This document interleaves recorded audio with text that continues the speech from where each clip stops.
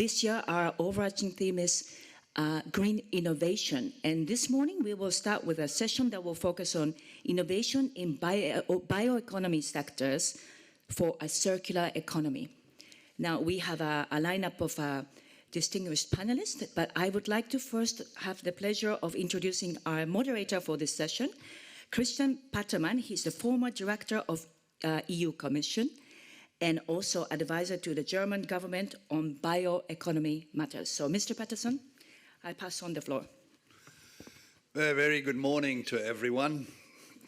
We had a very inspiring session yesterday, but before we are going to continue to go more to a nitty-gritty work on how to implement all these wonderful challenges and giving responses to them, I would like to ask all my distinguished panelists to come to the stage, please. So, as I said, we had a very inspiring beginning of this conference yesterday, but, and as the French say, il reste toujours en mai, but there was one thing striking. Our topic is innovation, green innovation, under certain uncertainties and crises, and we have to give answers in a way to what extent we have technologies or systems to cope with them. And our session will deal with the innovation in the bioeconomy sector for a circular economy. And dear colleagues, unfortunately, I have to tell you, neither circularity nor bioeconomy was mentioned at all yesterday. There's a lot of work to be done. And that's why I'm very happy that we have this wonderful chance of focusing on the potentials of a stronger use of biological resources and looking closely at carbon, this multi-talent, this different animal, to find out ways for solutions for our planet.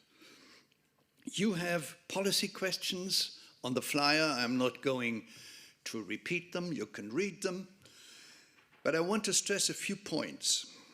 We will center or focus on the role of biomaterials, biomass, in different shades, coming from different continents with different relevances. And we will also deal with their role, to what extent they are helping the transition to a green and resilient economy. Now that means that we have also to look on policies, and that's why in the second question, policies which are dealing with this role of biomass and biomaterials and bio-based products play such an important role. And the third question deals with how are we going to find out that everything we talk about is not just stuff on the paper. How are we able to do it in a monitoring, valuable, tangible and chargeable way? And it is in this respect that I'm extremely happy that we are not only the only session until now which is fully in person. I'm very happy about that. But we have a wonderful mixture of people coming from international organizations, from industry, also quite rare this session. And we have people coming from different management organizations and also state organizations.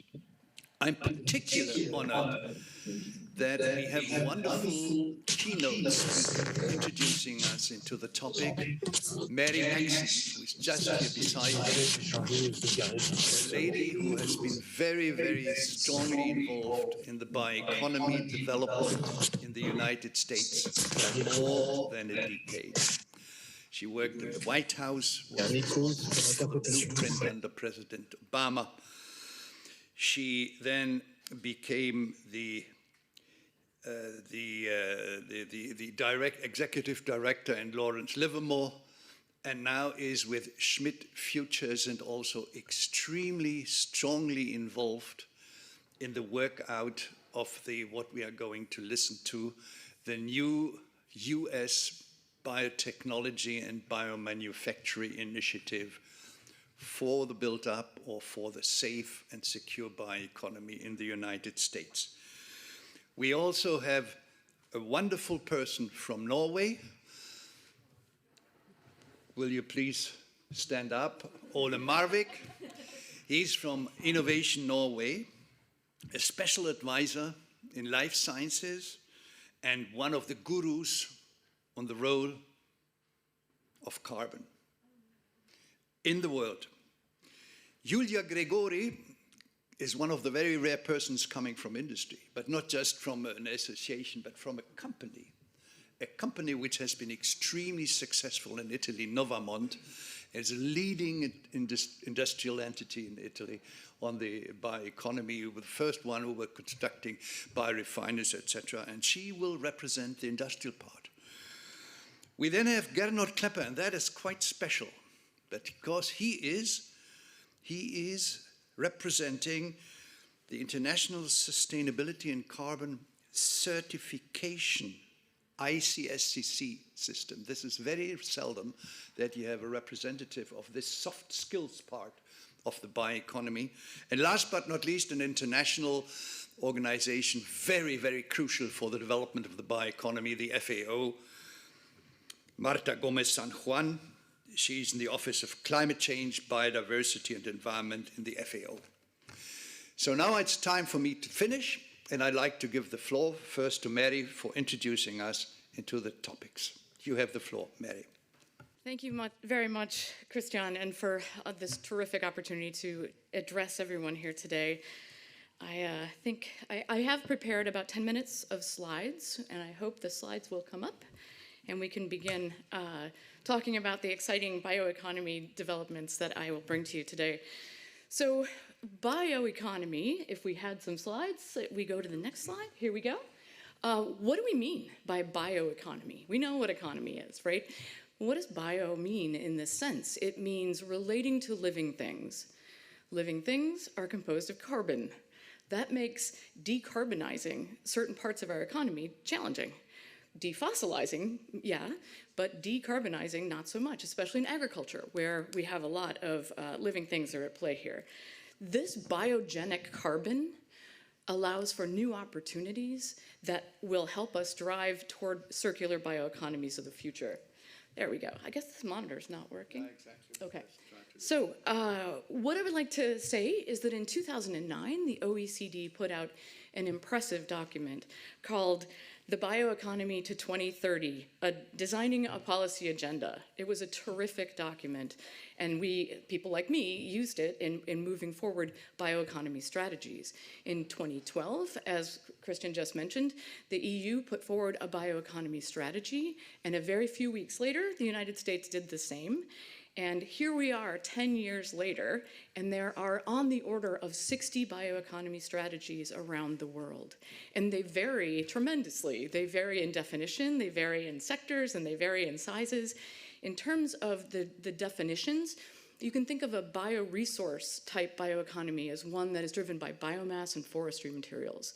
In the United States, biotechnology is a foundational pillar of our bioeconomy, using RNA and DNA and other types of biotechnologies to advance our bioeconomy. Biodiversity in the global south, bioecology, using biodiversity to valorize, in a sense, their bioeconomies. So lots of different kinds of bioeconomies that rely on local and regional assets. The sectors, agricultural, bioindustrial, biomedical, and more, are rapidly expanding around the world. And the sizes vary in terms of economic turnover and the number of people who actually work to drive those bioeconomies around the world. Today and yesterday, we were talking about the impact of major global shocks, supply chain destabilization as a consequence of the COVID-19 crisis. What we see there is also nationalization happening as a consequence of value chains around the world. The war in Ukraine has caused all kinds of crises: food, feed, energy, health, and of course the global collapse of our economies are creating inflation crises around the world. Tomorrow is the United States Thanksgiving. 40% increase in Thanksgiving meal costs compared to 2 years ago. So this is certainly in the United States is not alone, but that's a very real one that we can quantify today. There are experts who believe that the bioeconomy offers opportunities to address societal challenges, and these include 11 of the 17 UN Sustainable Development Goals, as shown here on this slide. They believe, though, for this to happen, there needs to be a broad agreement on guiding principles for bioeconomy policy making, as well as credible bioeconomy indicators to guide decisions and investments. I think this is a pretty exciting time. There's lots more work to do, but you can see that there are experts who think that this is right around the corner for us, at least some major impact. We also today are talking about innovation pulls to accelerate circular bioeconomies. In 2008, Congress in the United States passed a law that said the United States Department of Agriculture will certify bio-based products, and the federal government agencies and contractors will buy them.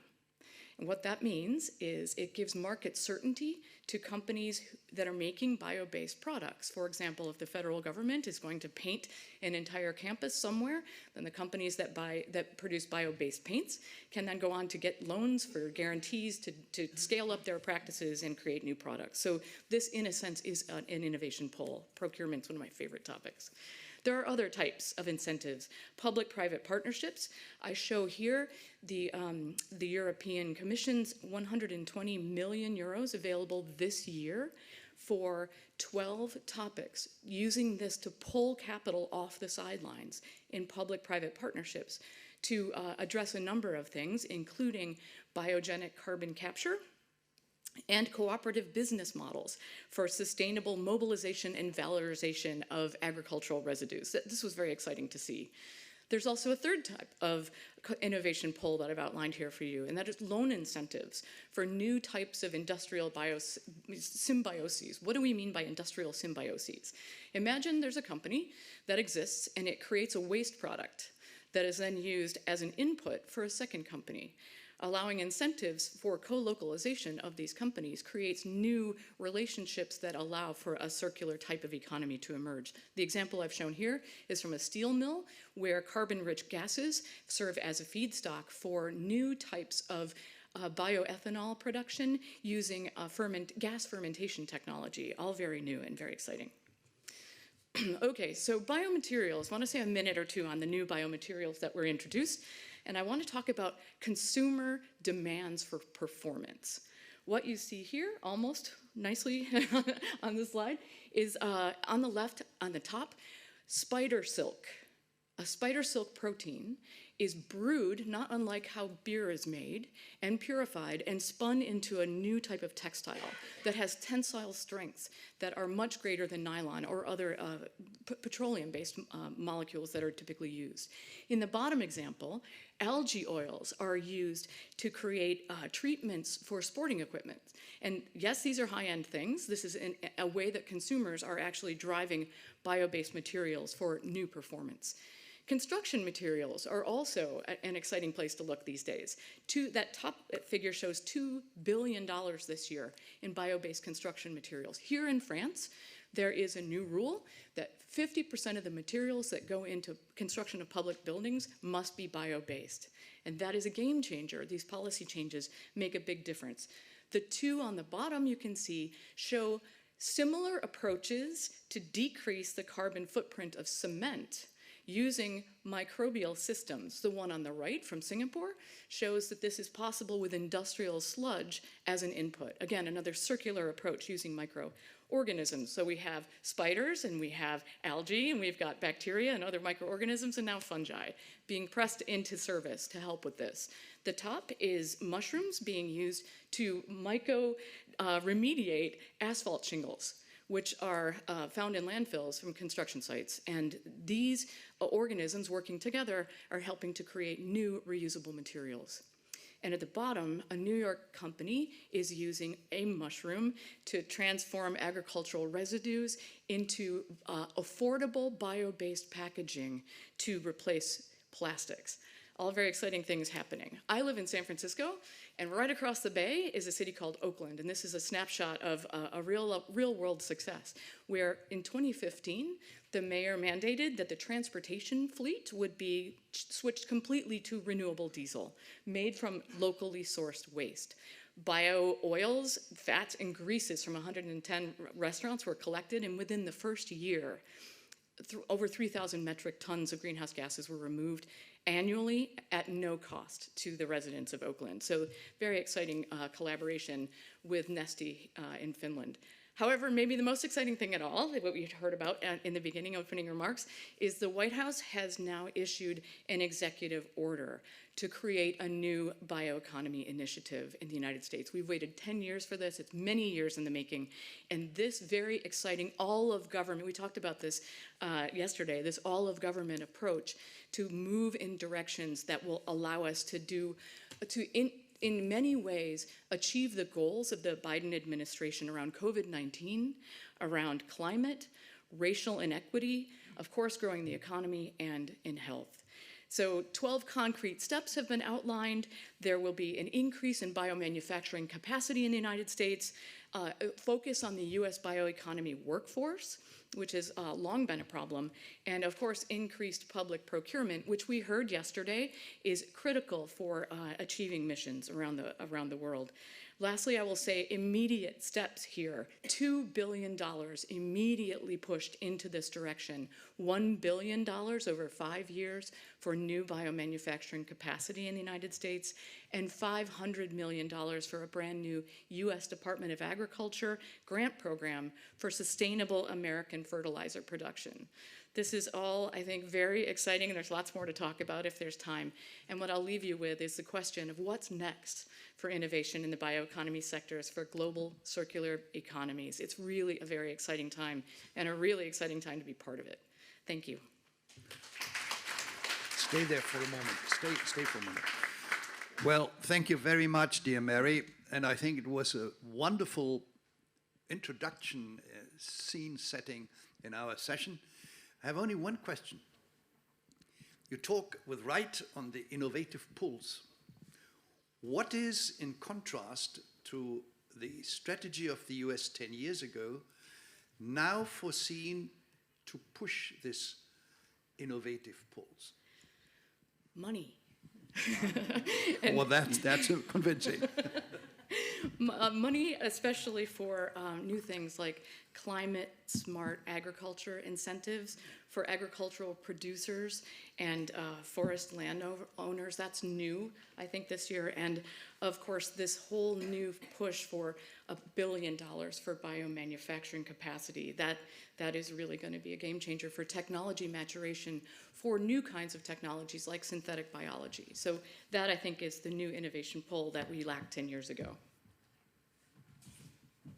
So thank you very much. I now would turn to Olav Marvik from Norway. I introduced him already from Innovation Norway, and to give us his perspective from a country in which carbon management plays an increasing role. You have the floor. Thank you, Christian, and thank you to the organizers for inviting me to take part in this very important discussion. So yesterday we talked a lot about missions and setting the right targets.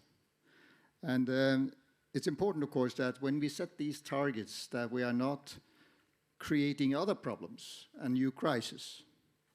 So the BNCT Working Party or OECD has been looking at these dilemmas and potential conflicts and trade-offs between different sustainability objectives. So if you accept that there's a limited supply of biomass on this planet, and as a side note, I can say I was really shocked when I learned that we are currently using more fossil carbon in human activities than biocarbon. So replacing fossil is a huge task. And of course that will lead to a competition for land.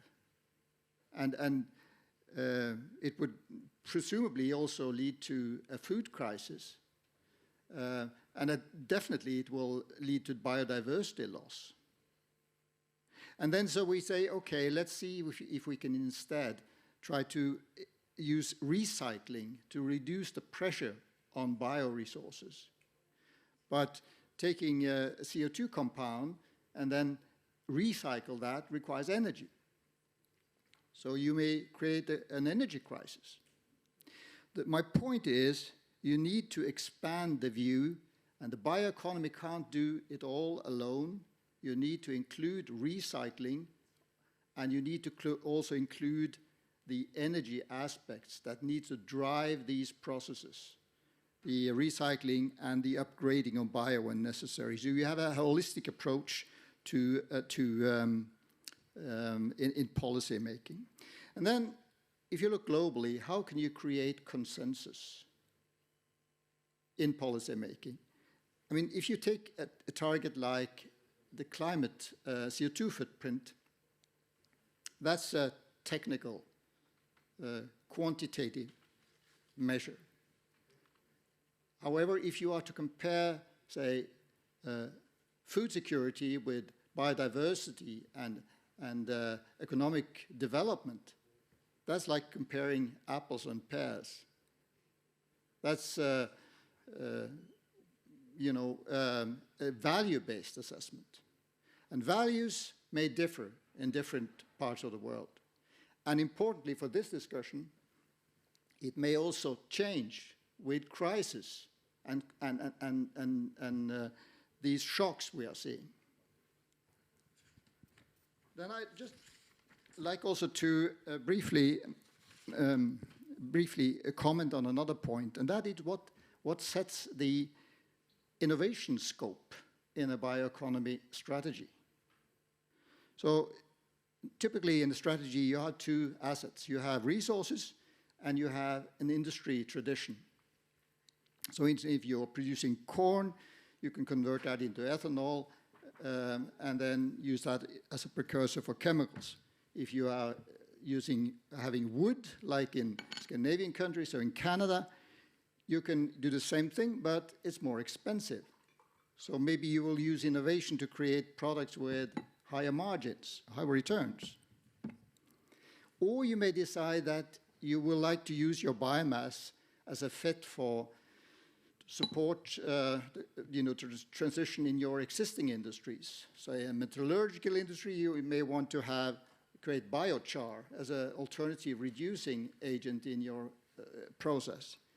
Or, as in Norway, we are very involved in aquaculture of salmon. So then you need a lot of fish feed. So you need protein.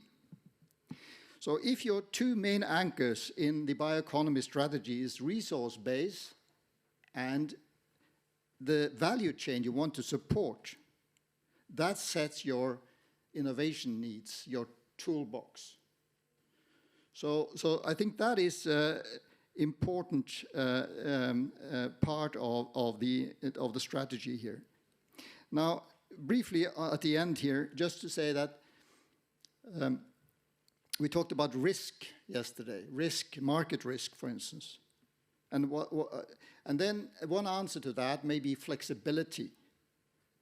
So just to refer to one Norwegian case where we are recycling, we take CO2 from a flue gas, from the metallurgical industry, and we also possibly also use direct air capture, and you combine that with hydrogen from hydropower, from electricity, renewable electricity, and you can either chemically convert that to aviation fuel or biotechnologically to protein for aquaculture industry. So you see a very unusual combination and symbiosis of industries between metallurgical industry, the energy sector, fuel sector, chemicals, and aquaculture. And of course that flexibility is good for changing market conditions and also to be robust against these shocks we are seeing. So thank you. Well, thank you very much, Ola. I particularly liked your last point that you pointed out on the, if I may say so, unusual alliances among different stakeholders, among different industrial branches, and among different parts of the research and science. this integrative power. We started with the bioeconomy, with a knowledge-based bioeconomy many years ago, in which the different technologies were integrated, that you qualify that as a very important USP, if I may say, it's a unique selling point of the bioeconomy for being innovative, and that this might help, and that is the decisive phrase, might help us to cope with the shocks about which we are talking. Now, this all sounds beautiful. How is industrial reality? Julia from industry, and as I said to you before, you know, from a very successful industry, Novamont, a big Italian company, which together with other very well-known Italian companies launched the bioeconomy in practice some years ago. You have the floor to tell us what the reality is, working on biomaterials, working on bio-based products, and also looking on the consumers, on the end acceptors of a product. You have the floor. So thank you for inviting us as an industry to share, our view in this sector, and to try to think what we can do more. I mean, to really push these new products into the market, working together also at policy level. So we really think that implementing the circular bioeconomy toward a sustainable development requires a systemic and transformative redesign effort, overcoming what we call the silos approach that is typical of the linear economy. And we think that this new approach needs to play out at local areas, on agriculture, on integrated value chain, on the relationship between cities and food, on eco-design of products, on interconnected infrastructure for the treatment of liquid and solid waste, and on the exploitation of waste into bioenergy and new products. And this means to work together in a new way, to build long-term partnership with same objectives together with sectors that, since few years ago didn't talk at all. We are talking about agriculture with industry, with composters, with institutions. So a new way of working together and redesign things with an holistic approach. So we started our journey with the idea of connecting agriculture with chemistry and environment. And we tried to build on the local area integrated value chain to produce bioplastics and biochemical. And our model has been based on 3 different pillars. The first one is the idea that the new technologies, our proprietary technologies, so the effort that we do in developing innovation and new technologies should be used to reconvert former chemical decommissioned industrial sites. This is a big problem in Italy. We have a lot of chemical sites that are facing crisis or have been shut down. So what we have done in Italy, we used our technologies to reconvert these sites in order to preserve virgin land and soil.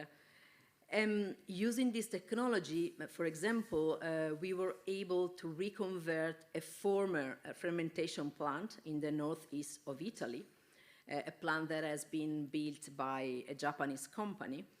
And by working together with a US company, Genomatica, we were able to develop a new process. And now in Veneto region, we are producing, starting from renewable raw materials for the first time, 1.4 butanediol, starting from renewable raw materials with a dedicated process.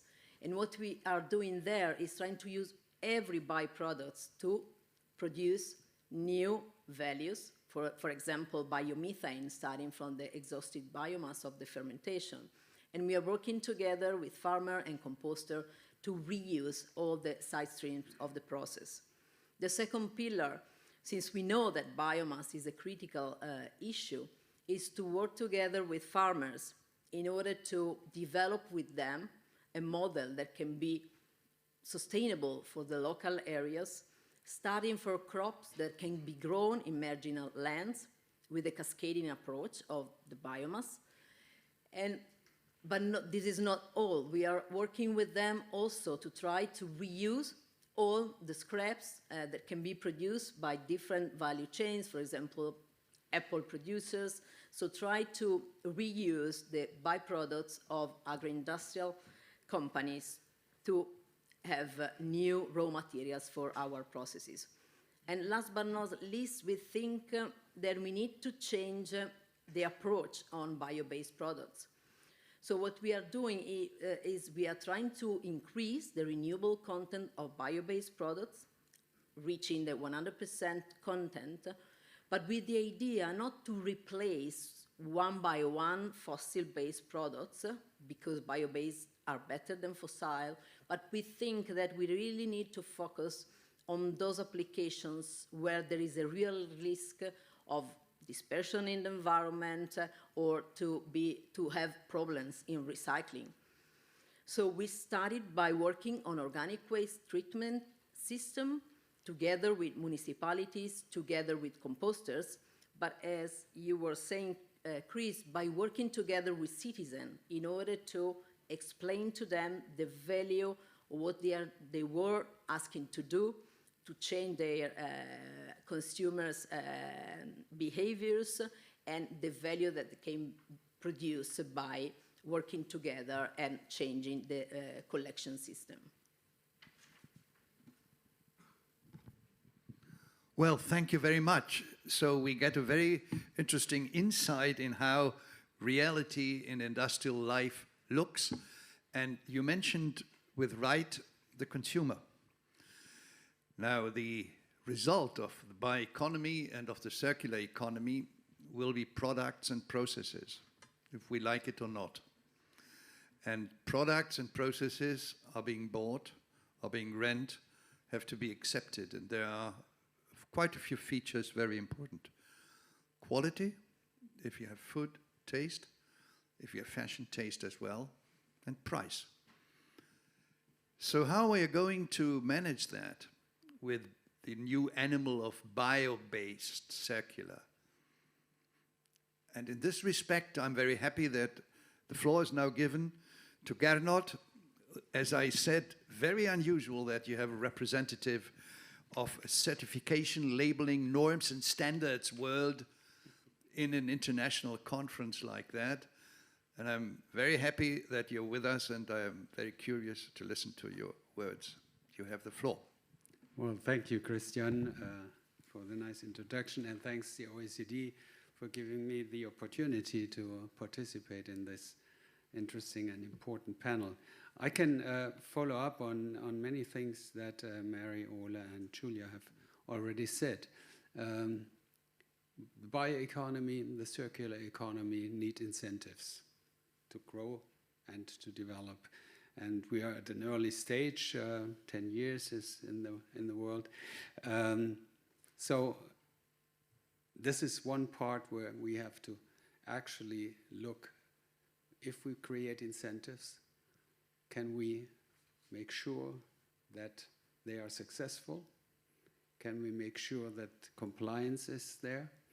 And this requires information. And information has to be created through monitoring, reporting, and verification systems. Julia has mentioned the tremendous effort that is necessary to develop such complex systems. And there are two ways in which you can do these MRV procedures. You can do it by state institutions, tax authorities, or whatever, or you can do it with what we call voluntary schemes, or what the EU Commission calls voluntary schemes. These are associations who do the MRV, the certification of supply chains in the bioeconomy and the circular economy. Now, this certification is a global issue because most of the value chains that we observe today are global value chains, and they're highly complex.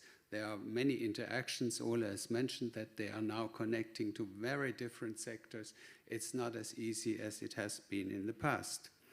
Let me address two fundamental issues that arise in the aim of moving the bioeconomy and the circular economy forward. One that Ole already has mentioned is the question of the scarcity of biomass. Scarce biomass is one issue. It's becoming more and more expensive because the demand for biomass is increasing. But the expansion of producing biomaterials has side effects. We call them negative externalities. Those negative externalities need to be controlled, otherwise the whole exercise is not worth doing it.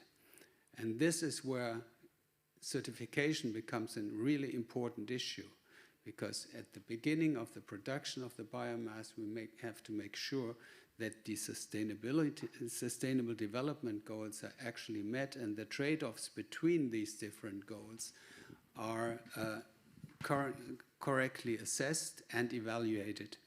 So this is one of the most important issues. Then it becomes for industry and finally for the consumer as well extremely important. How can we make sure that this information can go through the complete value chain until the final consumer that needs to have a credible system that tells him this is really a sustainable and resilient product. And this is where the certification schemes have developed quite an experience in doing this. Let me come to the circular and some of the problems. I mean, one of the problems I just mentioned was the production of these bio-based bioresources or biomaterials. The other one is what happens if there is non-compliance with other sustainable development goals.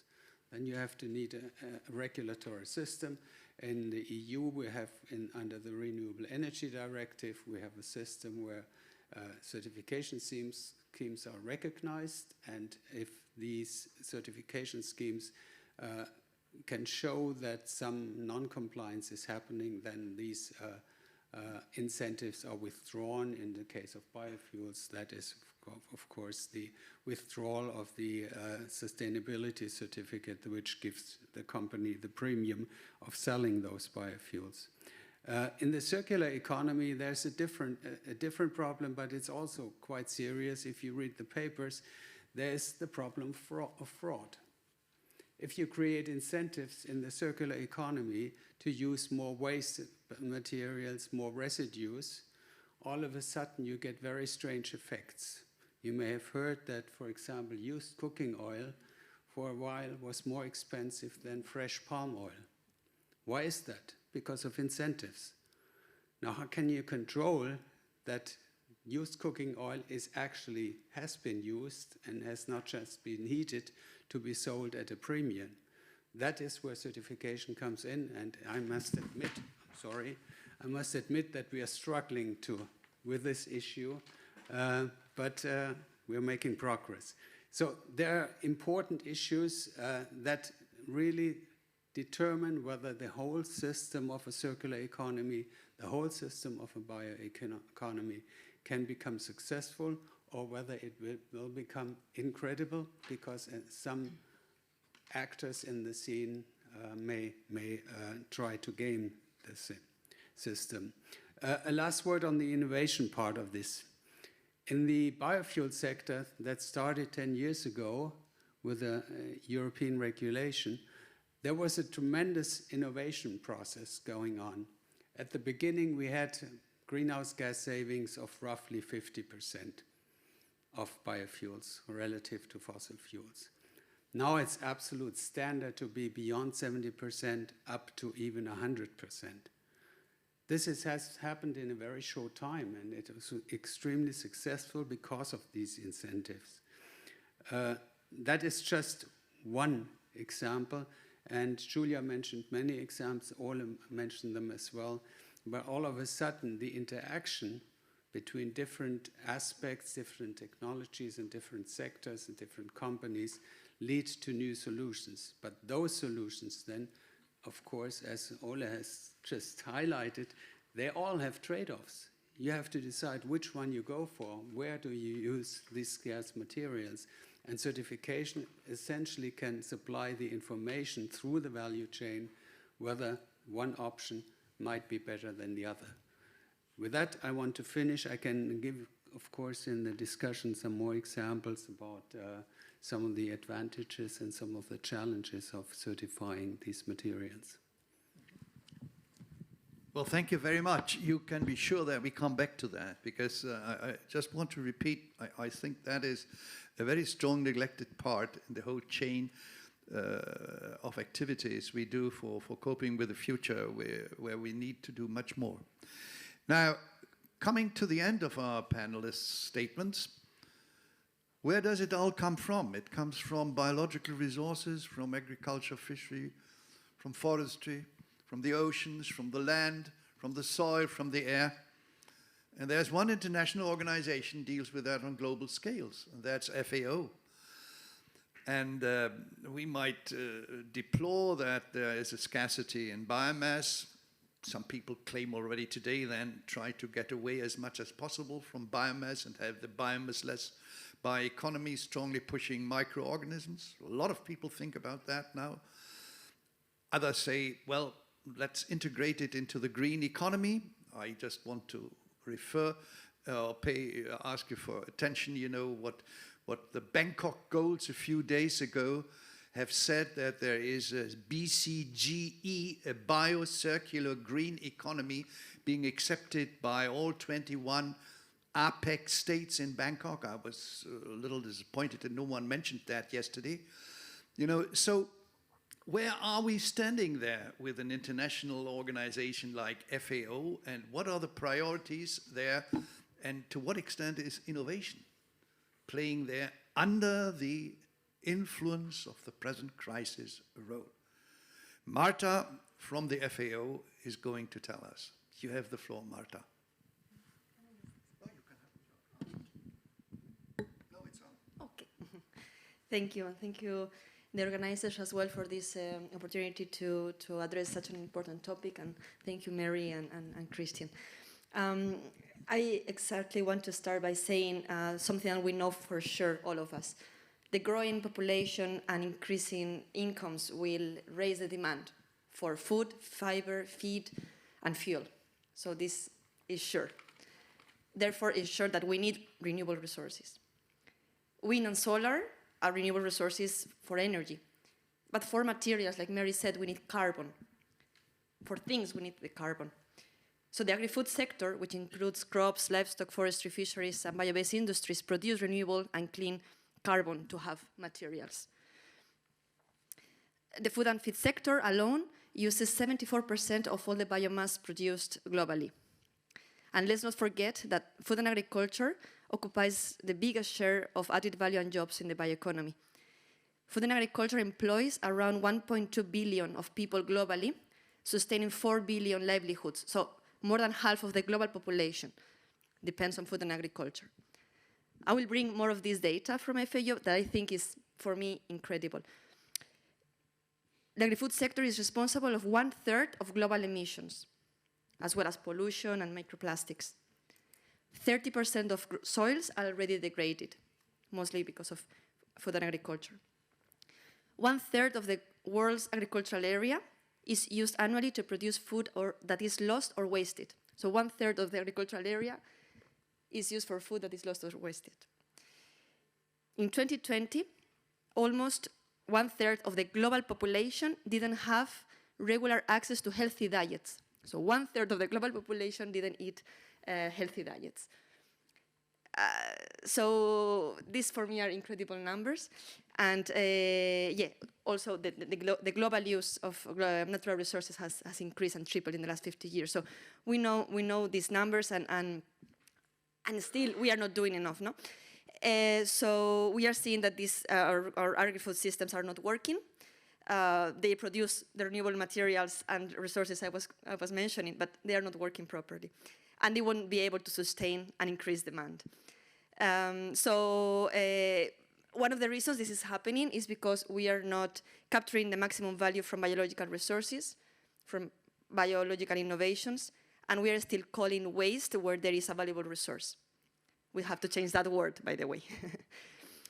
So bioinnovations and bioscience can tackle these issues, these global and social issues, while improving also the business case and environmental outcomes. Also, let's also not call externalities, well, I know we will still call it, but let's think about environment as something we from the beginning, from the design, not as an externality.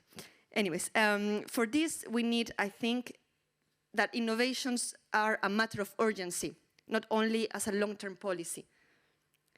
Recovery policies should see an emergency in innovation to upscale bio-based alternatives, renewable and decentralized, as opposed to vertical, centralized and polluting fossil fuels. And we were mentioning yesterday, innovation is coming faster to our lives than we think, the same as mobile phones is the typical example probably that came from one thing to the other. Biotechnology to valorize waste, compostable materials that Nova Monte is producing, bags, mulching films, food packaging, alternative proteins, such as insect-based proteins or plant-based proteins, microbiome-based solutions such as biostimulants, biofertilizers. They are in all countries more and more present and in our lives. At the same time, also happening in all countries, everywhere, we have traditional and indigenous agri-food systems and knowledge. So both things have to be combined and be both integral part of the design and the transition. Also indigenous and knowledge and traditional knowledge. Okay, just to finish, all these issues have been recognized by the FAO members. And last year, all the member countries, so almost every country in the world, have recognized the importance of the bioeconomy to address these issues and transform agri-food systems. So they have made bioeconomy a strategic priority for the next 10 years, starting this year. Therefore, they have expressed that bioeconomy should be a priority for FAO, and we should show progress until 2031, which is also the same time frame as the SDGs. This also links to monitoring that probably we'll talk more later. So FAO is this first United Nations entity to elevate bioeconomy to such level, but we cannot work alone at all. We need partners to bring knowledge and science-based information and innovations on sustainable and circular bioeconomy solutions. Only through cooperation on innovation between countries, regions, and continuous dialogues, like this panel today is a perfect example of, is the only way to strengthen and accelerating the bioeconomy. Because, bioeconomy is cross-sectorial, and that's the strength of it. It makes it a game changer for all these several interlinked changes. Thank you. Well, thank you. Thank you very much. This is the first round of our panelists, and it gives, I think, a complex picture on the complexity of the issue, and we can't change that. Because on one hand side, we are all facing growing demands, or as it was said yesterday, options. On the other side, there are limitations in using them. The scarcity of biomass plays a big role here in the discussion. The emerging role of the carbon, not yet explored, not yet really taken up, plays another role. But on the other hand, we have quite a strong bio-based reality already. Only in France, I don't know whether you know that, there are just now 9 new biorefineries being built with a financial dimension of more than 2 billion euros. And just on the COP27, Egypt announced its strategy in a side event in the Egyptian pavilion, and the upcoming president of Brazil, Lula, invited for the COP30 to Amazonia. And he mentioned in his speech the state of Pará in Brazil, which, by the way, is the double size of France, which has just a year ago propagated its own strategy, bioeconomy strategy for Amazonia, which is so strongly against any kind of demolishing of forests, but of really opening up the box of opportunities on biodiversity. So a very picturesque, if I may say so, scene we have, but we have to act. And one of the really important lessons of yesterday I learned was urgency. And that's now my first question to all panelists. In the second policy questions, we talk about policies. All these facts and figures, which are to some extent beautifully put on the table, do they reach policymakers? And what is your view? How can we accelerate that way to convince them not only to listen to read, but then also do and act? And my first question is going to Mary. How are you going to do that in a country where normally the segregation between industry, economy, and the state is big, but now the White House proactively moves in? I love the easy questions, thank you. I think there is cause for encouragement, actually. Recently, we saw where in the United States, we traditionally allow capitalism to take its course and do not execute any kind of industrial policy. We saw a change this year. We saw a big change. We saw semiconductor companies come together with a unified message and say, we need help here in the United States. And there was a really significant bill that passed to keep semiconductors in the US and to not only create new fabrication facilities for manufacturing in the US, but also to provide more than $50 billion worth of research. And so I think industry can come together with similar needs and aspirations, and policymakers will listen. At least that's what I was surprised to see in the last year in the United States. Julia, what do you think about that from your perspective of the always, well, to be developed relationship between policy and industry?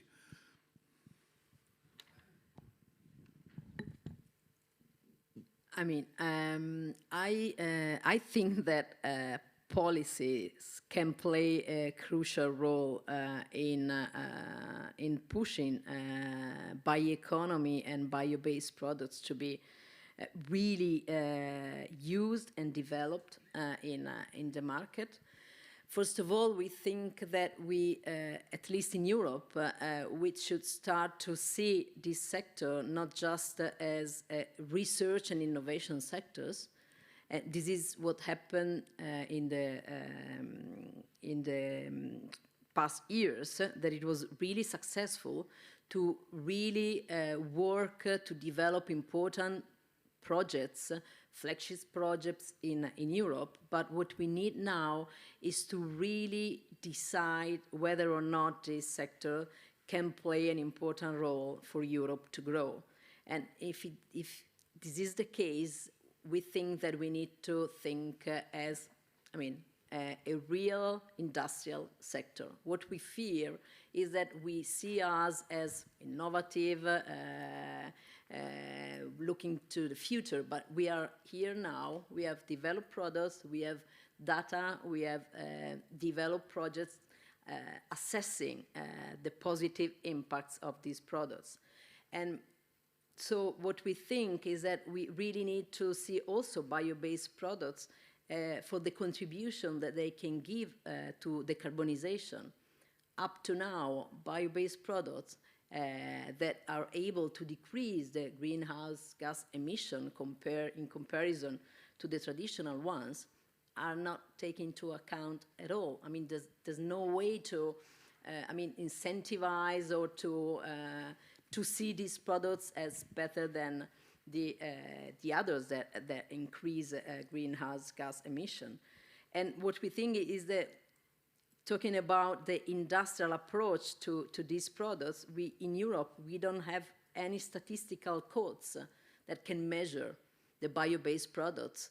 So we as a bio-based industry, we have to use exactly the same codes that traditional chemical company uses. So there's no way to differentiate in terms of volumes. And this has an impact on the new legislation, but this is even an impact on the waste or end of waste that you can use for other sectors, because our byproducts are seen as traditional ones, as the chemical ones. So if you want to work with agriculture, with byproducts that are I mean, as the ones produced by the agri-industrial company, you cannot, because the legislation on waste for these sectors is exactly the same of the traditional chemical ones. So we really need to rethink these sectors, and what we think is that what the US is doing and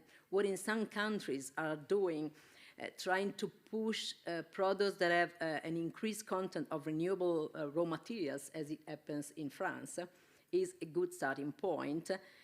And we think that we have to rethink to the lead market initiative as a way to rethink the go-to market for these bio-based products. Well, that's wonderful what you say, and I'd like to continue with that. That the innovative phenomenon of the bioeconomy is very strongly in the relationship policies, how to change the product in a way of the consumer acceptance, that you have measurable criteria which tell you, first of all, it is bio-based, it's guaranteed bio-based, and it's at least as good as a non-bio-based products, and then also the question maybe for the recovery or for recycled ones comes automatically.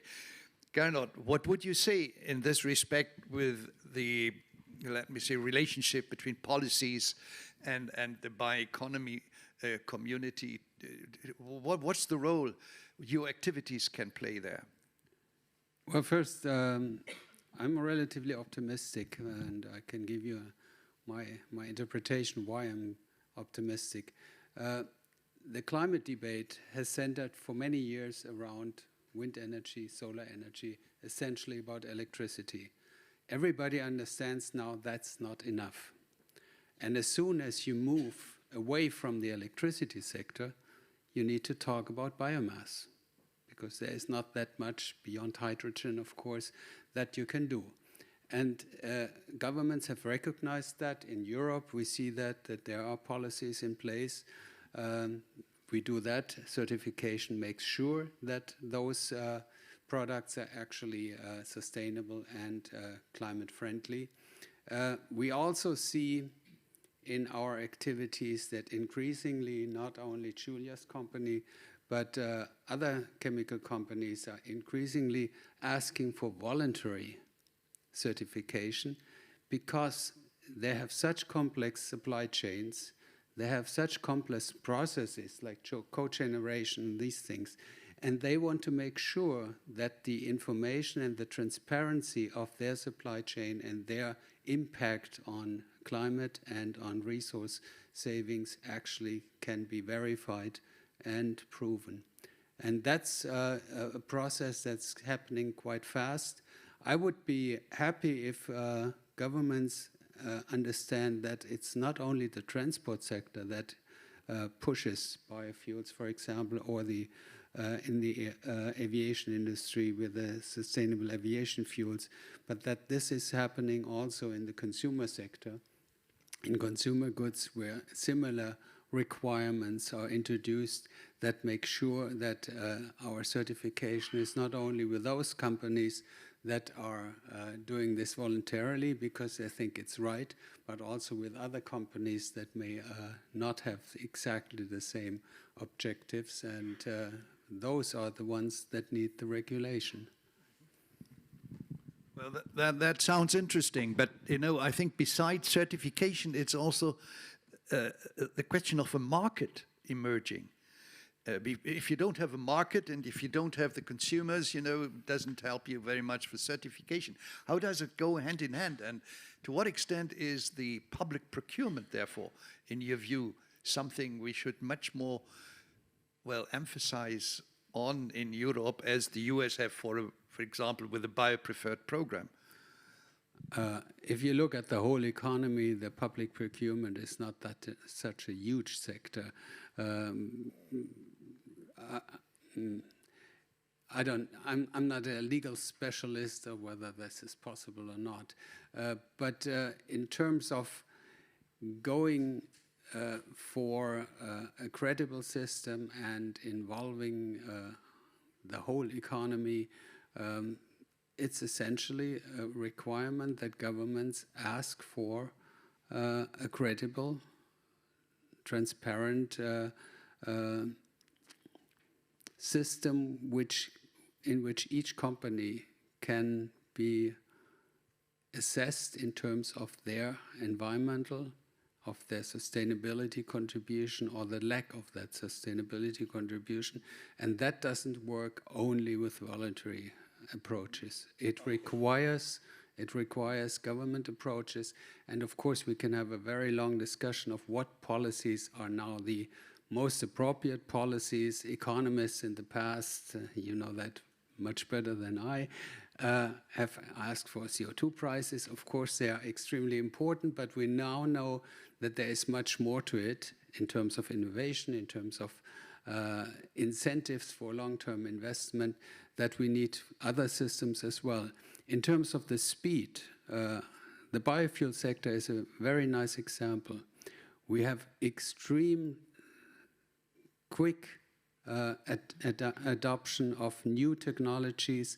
The biofuel sector started with ethanol and vegetable oils, and after a few years, also due to the requirements and the restrictions in the support mechanisms, but after a few years, waste products that have never been used become a valuable product, and I just mentioned that with the used cooking oil before. Nobody wanted to have used cooking oil. Now it has an extremely high price. So the circular economy has, in a few years, developed some approaches and some solutions, although I must say those are the easy ones. In the chemical industry, they are much more complicated. But it shows that the business community reacts very fast if there are the right incentives. Mm-hmm. Well, the latter of what you say, I think, is extremely important. We should keep that for our final statements. You know, that we need incentives. We have cases already existing. We should study them, and we should see to what extent they might be transferred. So that is not just something on paper, you know, but really what we have, well, best practices, if I may say so. But now, Ole, you are such a big fan of carbon. If carbon will enter the stage, what are the challenges we just have now for policy? And is policy really prepared to accept that? Well, I think, as Mary also said also here, the main challenge is finance. I think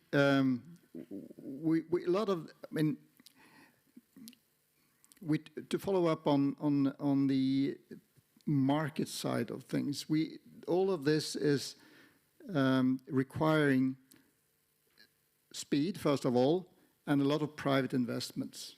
And therefore, you need to not only, I mean, I'm working for a government agency to support innovation, but it's only so much that you can do with supply-side measures. You really need also to support the market. And that comes in many shapes and forms, of course. We can discuss that a lot. But I think it's very important to support the market. And we've heard now that there has already been a lot of activities from government side to support the fuel market, but not so much in chemicals. So for materials and chemicals, so far it's been a lot of focus on differentiated products that has a unique property that can sell due to that. Otherwise, if we look at bulk products, you really need to stimulate the market. And so that is a very important point here. Now, when it comes to the question of carbon, I think it's just a matter of changing perception. Carbon is seen as a problem in most of the discussions I've heard. So to change the perception, to look upon carbon also as a resource, a very important and essential resource. We are a carbon-based organism. So all of our value chains include carbon in some way. So I think that is a way of changing perception in the debate and the discussion in order to have a more holistic approach. And I think that is why we in the OECD working group has been working on the carbon management as this term to include everything that is related to carbon-based value chains. Well, thank you. Marta, what does the FAO think about the general linkage to, well, not yet existing global policies, with the exception if we take the SDGs, which are globally, universally valid? By the way, I was very much astonished, and I say that to the organizers, that only in this session SDGs play a role. I found that a little strange because I think in all the other ones, SDGs should also play a role. So is it that we are particularly attractive for them? Is it that we particularly know how to cope with them? I found that quite interesting. But what's your attitude there towards these global policies? And would we need some more global policies to be explored? Thank you. In FAO, we have been developing a set of toolbox in the last 7 years on sustainable bioeconomy. And that was exactly the reason on sustainable bioeconomy and what it means. So with the international experts, we came up with 10 principles and 24 criteria, so a framework that can guide a checklist or the issues that you could deal with on sustainable bioeconomy. But then, as Julia mentioned, change is local, decisions are local, context. No? So we have been working on trade-offs, and I will talk a little bit about trade-offs.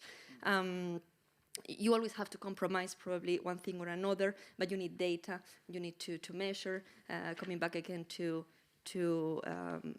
the role of certification and data, right? So we have been supporting Uruguay and Namibia to develop their national bioeconomy strategies. And we set up working sessions, ministerial and multi-stakeholder dialogues, policy mapping, and several of exercises to look at those trade-offs, make a common decision on what to prioritize or not for the local context, right? So yes, probably global frameworks are important, but always contextualized.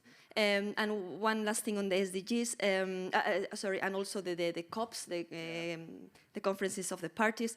Okay, we have recently published a brief on how bioeconomy and climate change are linked, how is it in the NDCs, how is it reflected, etc. And many NDCs include bioeconomy, especially bioeconomy practices, as a way to achieve their targets. No? Also, we are doing the same for biodiversity, and we have found in many bioeconomy strategies that in almost all, the map that Mary saw, we have analyzed 20 bioeconomy dedicated strategies, and all of them include bioeconomy, biodiversity conservation, and regeneration and enhancing. Some of them, for example, China or others, include the Conference of the Parties, the post-2020 agenda, and the global targets. No? So if you have these global targets within your bioeconomy strategies, you're already making a common ground between countries on what are important things. So we have also hold a side event in COP27, and we will hold another one on COP15. So you are more than welcome to join. And that's the reason to communication in a way as a tool to tackle this, and hopefully having some common goals. Mm-hmm. Okay. Well, thank you. Now I want to finish the discussions among the panelists and then give the floor also the chance of taking questions from the audience. But before I do that, I like to point out the following. I had a discussion the other day with someone coming from Canada. And he said, well, isn't that fantastic? when we are going to produce biomaterials which are on local grounds, produced, which are in decentralized biorefineries, we don't need the Russian gas. We don't need the supply of some pre-products from China. We become more or less autonomous. It is great and fantastic for our sovereignty in technology, in markets, etc., etc. Is that true? Mary, and did that push a little also the decision on the US policy? I will ask the same question to everyone, by the way. Is that true? I think there is a dream that where biomass is created, distributed, local, regional, workforce-driven solutions with bio can be realized. That is a dream. As it relates to we don't need Russian gas, I think I'd like to pass on that question. I don't think I'm in the best position to chat about that, but I do want to make one point. This idea of local, regional biomanufacturing capabilities triggered an idea that I think is worth sharing here.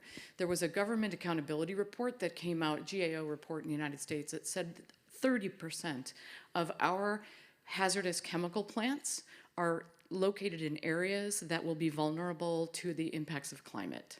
Sea level rise, hurricanes, flooding, all of these things mean that in 20 years we're gonna have to move them. These are sunk costs, but they're gonna have to be moved. Why not think about, to a public procurement angle, I will say the Department of Defense moves mountains with its procurement practices in the United States. So why not think about a strategic chemical reserve like we have a strategic petroleum reserve? And why not have the federal government promise to procure 20, 30% of that from bio-based sources that then can stimulate that local, regional, chemical determination where biomanufacturing can happen and be strategic in 20 years' time. So I think there's a great opportunity here to look at the impacts of climate and get ahead of that at the same time using procurement to give market certainty to new bio-based producers. But I think it remains to be seen whether or not we can actually make that happen. Ole?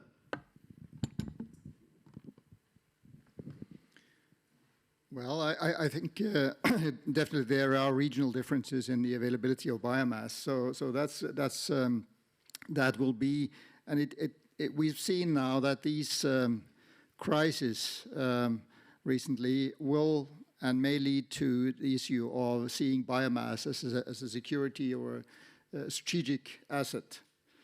But of course we also, and you coming back to carbon management, so recycling of carbon is also an important option. But in that case, well, energy is definitely needed in large amounts.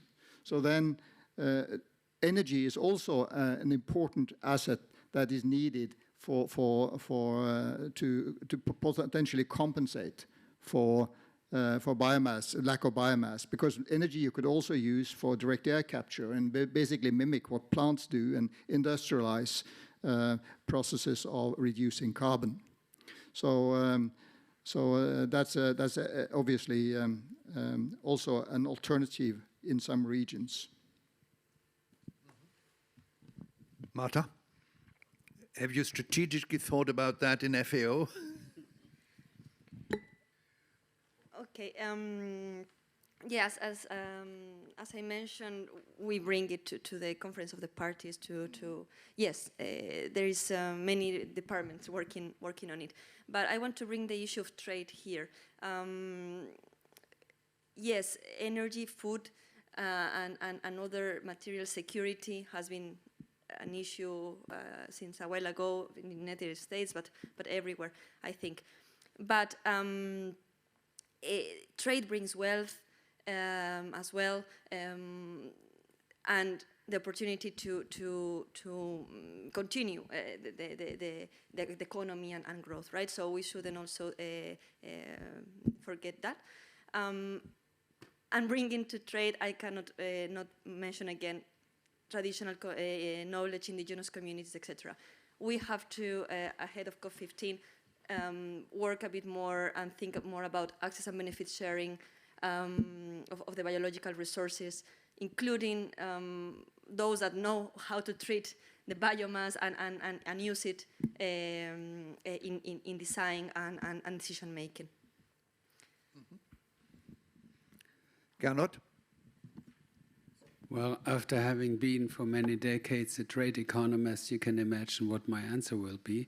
The advantages of comparative advantage, of course, are tremendous, and international trade is beneficial.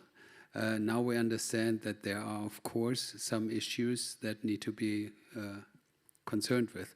But let me give you just a simple example of the comparative advantage. We discussed that before with Ole. If you look at the hectare yield of vegetable oils, rapeseed or canola in Canada, soy in Brazil, and palm oil in Indonesia, Malaysia, and Colombia, if you look at scarce land resources, palm oil is by far the best. So why not use palm oil in the world? The second one is availability. Europe, with the exception of Norway, imports most of its energy. You cannot change that. Well, you can change it by not using energy, but not by not importing energy. That's impossible. So the answer is very simple. We need global trade, but we need to make sure that it obeys the Sustainable Development Goals. And for that, we need regulation and certification, so to speak. So no silver bullet. Julia.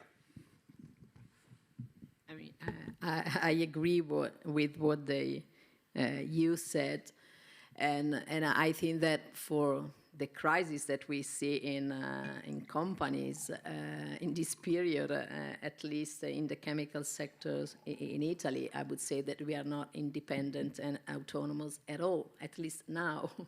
On the long term, I agree that we need a global trade, but I think that we really need to push more on the resources that we have in different countries.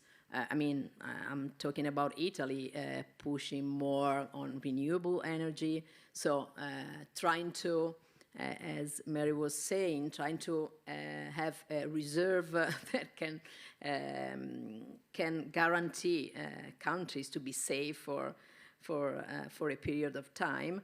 And another thing that I would say is that we live in a country full of biodiversity, so I would avoid to say what is right or not, or what is wrong to use as agricultural biomass in a general view. I think that we really need to work and to see at regional level what is sustainable, what is typical, and work on them. I would avoid try to have general regulation for this kind of topic.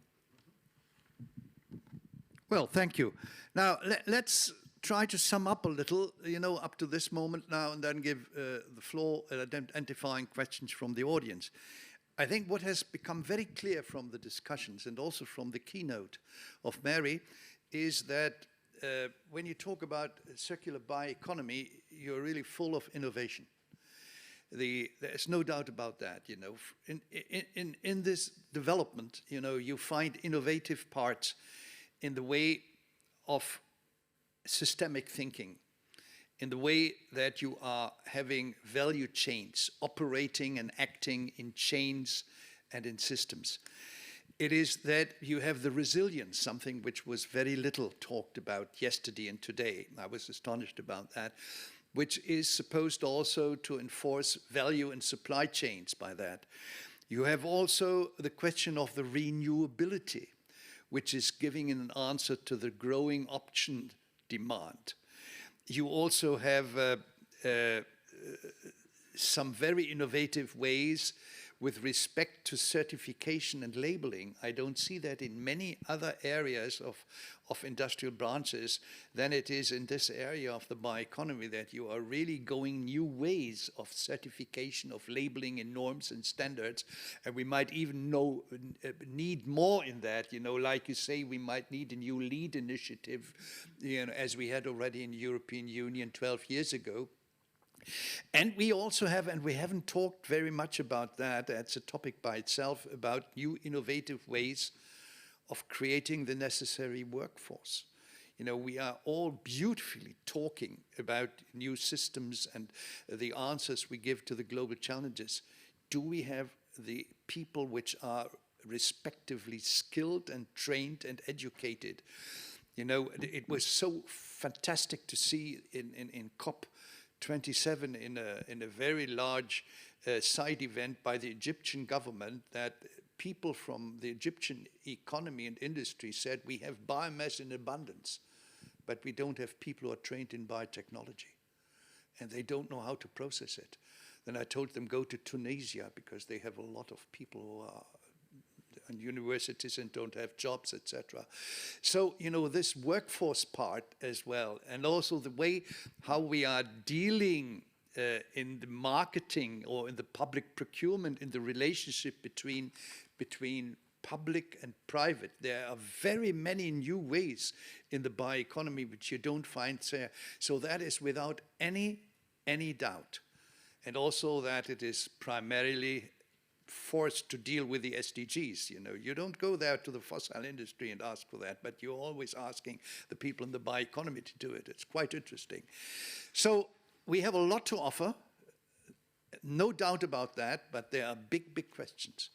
Trust, for example. In the end, dear Gernot, the question of certification, but also of belief in the quality of a product will be trust.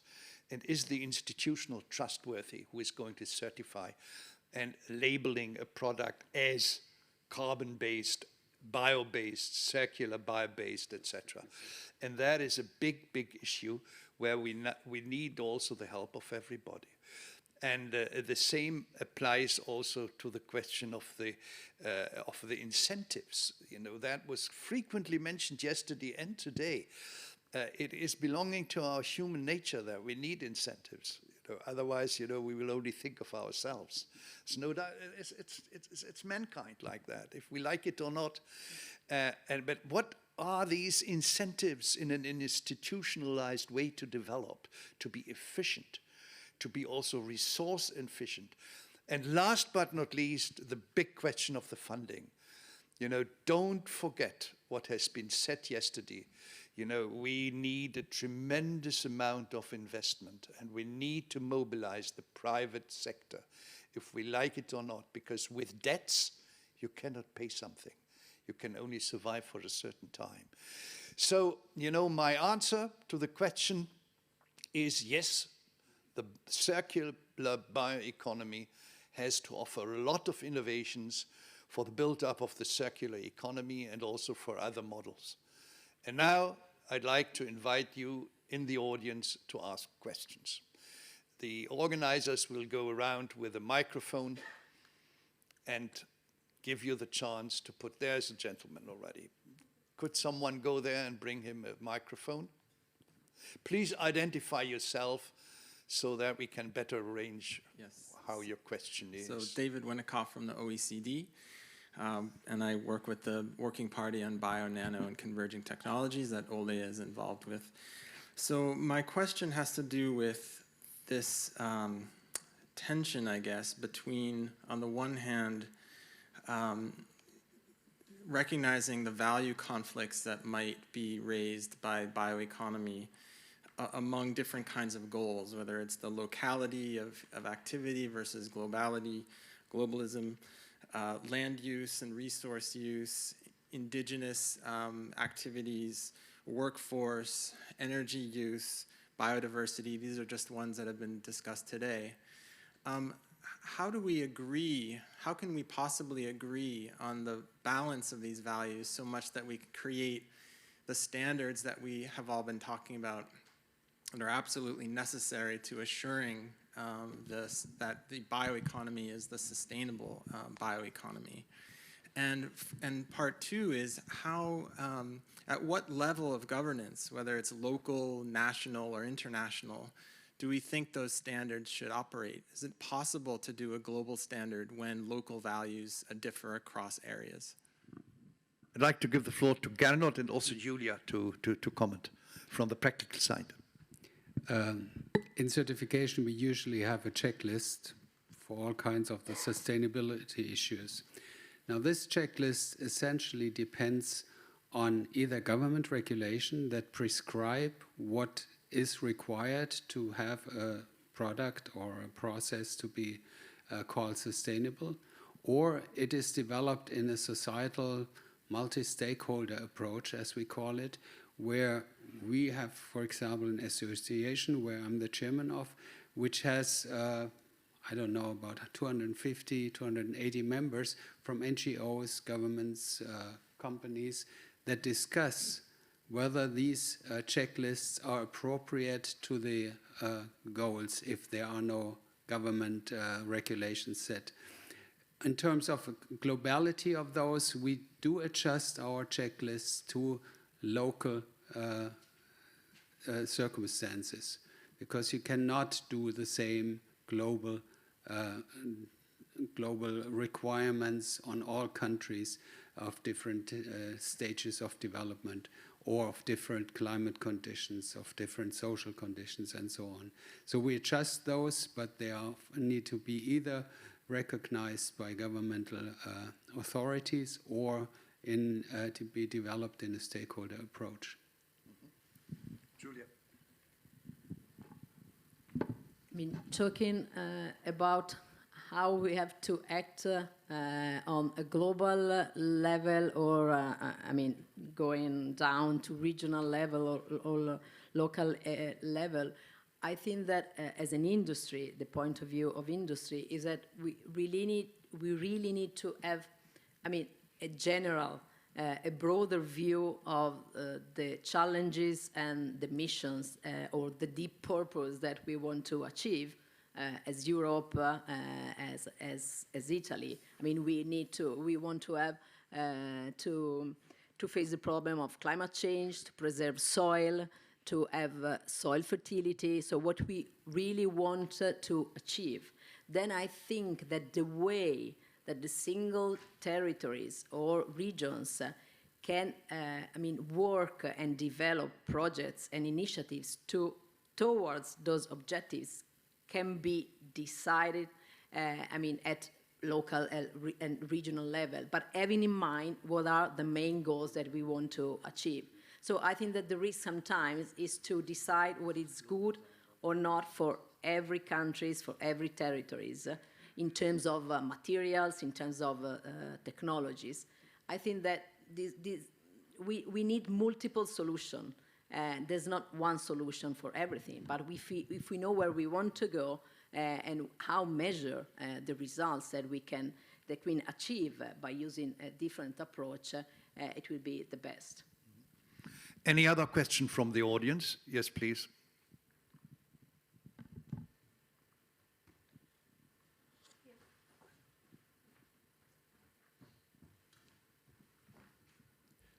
Thank you very much. Philippe Larue, also from OECD. We had an interesting session yesterday about mission-oriented policy. So I was wondering the extent to which you think that type of proactive, targeted and integrated approach to set up an adequate strategic and policy framework could be adequate in this bioeconomy area. Mary, you mentioned about the new initiative from the White House. You said proactive. I don't know whether they think about setting some bioeconomy earth shot. Ole, in Norway, you've just launched two national missions, one on a sustainable way to feed livestock, so a strong issue in aquaculture. So to what extent is that the way to go? Thank you.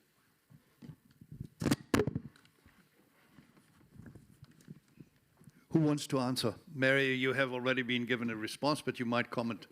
But maybe FAO.